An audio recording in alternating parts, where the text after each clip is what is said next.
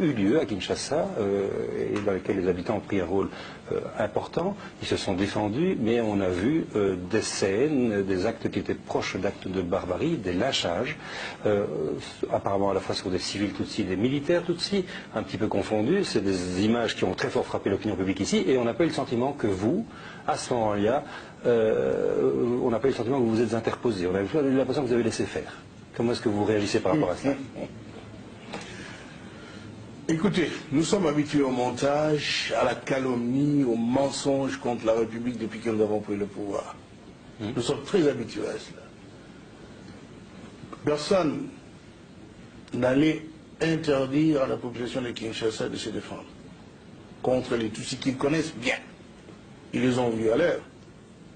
Tuant pour arracher des voitures, tuant pour occuper des villas, tuant pour violer les femmes et arracher les filles, tuant pour piller les banques.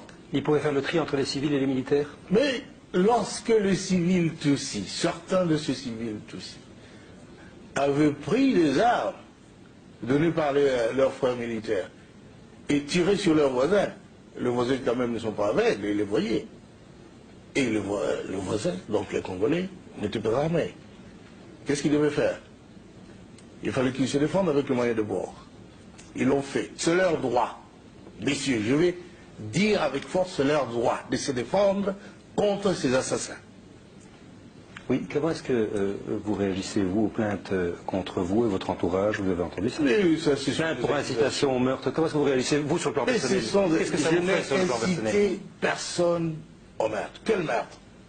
Vous venez dans un pays d'autrui, tuer les citoyens de ce pays, et vous dites, quand ils se défendent, ils commettent un meurtre. C'est un meurtre, ça. Pourquoi, lorsque l'armée rwandaise était présente à Kinshasa avec votre accord, puisque vous étiez alliés, vous n'avez pas dénoncé les pillages, les meurtres que vous dites, dont vous venez de parler à l'instant? Et pourquoi sont-ils partis, si je ne l'avais pas fait? Mais ça a duré un an. Ça a duré un an, nous étions des alliés. Et quand il y a des contradictions, on les traite entre alliés. On ne les traite pas devant les places publiques. Ils avaient fait partir parce qu'ils se comportaient mal, à votre avis? Parce que d'abord, ils ont massacré des gens sans que le gouvernement congolais sache à Bandaka et à partir de Kisangani. Deuxièmement, parce qu'ils s'est conduisé en pays conquis, tuant, pillant, je viens de le dire, et puis ils se sont même immiscés dans la politique intérieure de notre pays. Est-ce que ça n'est pas, excusez-moi, est-ce que ça n'est pas relativement normal dans la mesure où vous avez fait appel à eux pour arriver au pouvoir? Ils ont demandé quelque chose en échange. Ou vous y attendiez? Enfin. Messieurs, notre alliance était une alliance d'intérêt. Comment allait-il durer au pouvoir si nous n'avions pas, nous, forces armées congolaises, maintenu les Hutus en état d'incapacité opérationnelle? Ils en avaient besoin. Et c'était de ça que nous avions parlé lorsqu'ils devaient nous laisser le temps de faire passer les armes pour entrer aux Zaïd alors. Nous n'avions qu'une mission, chasser la dictature chez nous et démocratiser la société. Les deux, nous sommes contents de ce qui s'était fait. Mais ils ont voulu maintenant plus.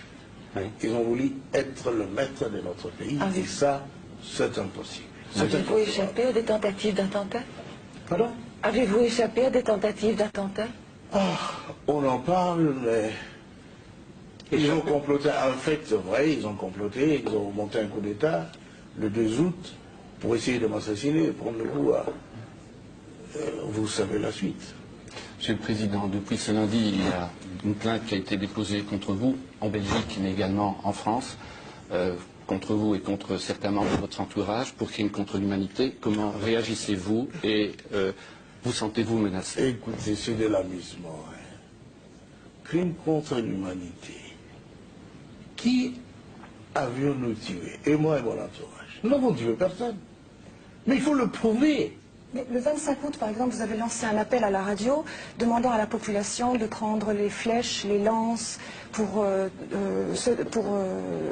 se battre. Et vous avez dit, sinon nous allons être l'esclave des Tutsis. Est-ce que vous ne considérez pas que cet appel a incité la population à s'en prendre à des civils Tutsis, notamment des femmes et des hommes qui n'avaient rien à voir avec la guerre? Madame, je ne suis pas forcé de vous dire qu'il ne faut pas croire que notre peuple est si naïf pour laisser les esclavagistes venir l'égorger, les soumettre à des exactions que notre peuple connaît tellement, parce que voisin des Tutsis et des Hutus. Et vous vouliez que le peuple congolais ne défende pas, par l'appel de son chef, son territoire, sa vie. Qu'est-ce que c'est pour un pays? Même chez vous ici en Europe, on a fait des appels pour vous défendre contre les nazismes. Et alors, vous voulez que les Congolais laissent venir d'autres nazistes, d'autres racistes, les occuper et qu'ils ne se battent pas parce qu'ils n'ont pas d'armes? Ils doivent utiliser le flèche et tous les moyens.